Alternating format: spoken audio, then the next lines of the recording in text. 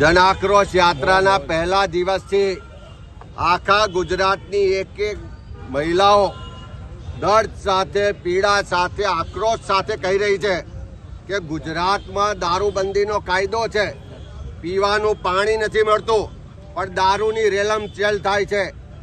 બુટલેગરો દારૂ અને ડ્રગ્સના હપ્તા ગાંધીનગરમાં પહોંચાડે છે. એના કારણે એનો કોઈ વાગ પણ વાંકો કરી શકતા નથી. આજે એક બાજુ સરકાર પાછલા બારણે દારૂબંધીના કાયદાને નબળો પાડી રહી છે.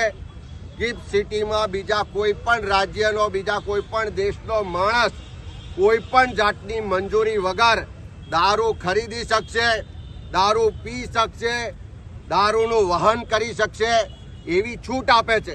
અને બીજી બાજુ આજે તમે જોયું હોય તો દેશના ગૃહમંત્રી અમિત શાહના મતક્ષેત્રમાં સાણંદમાં એક વાહન પલટી ખાય છે.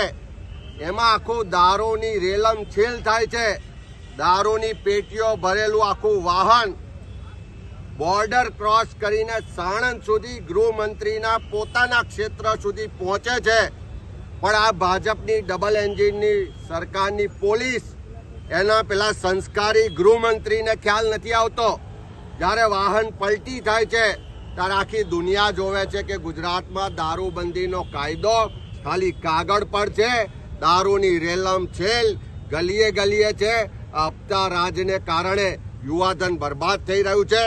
ગૃહમંત્રી અમિતભાઈ શાહને જો થોડી પણ શરમ હોય, થોડી પણ એમને ગુજરાતના યુવાનોની ચિંતા હોય, થોડી પણ ગુજરાતની બહેન દીકરીઓની ચિંતા હોય, તો એમની ગુજરાતની હપ્તાખોર સરકારને, હપ્તાખોર ગૃહમંત્રીને, હપ્તાખોર મુખ્યમંત્રીને કંટ્રોલ લાવે. આ દારૂની રેલમછેલ તમારા વિસ્તારમાં આજે આખી દુનિયા જોઈ રહી છે, એને બંધ કરાવે.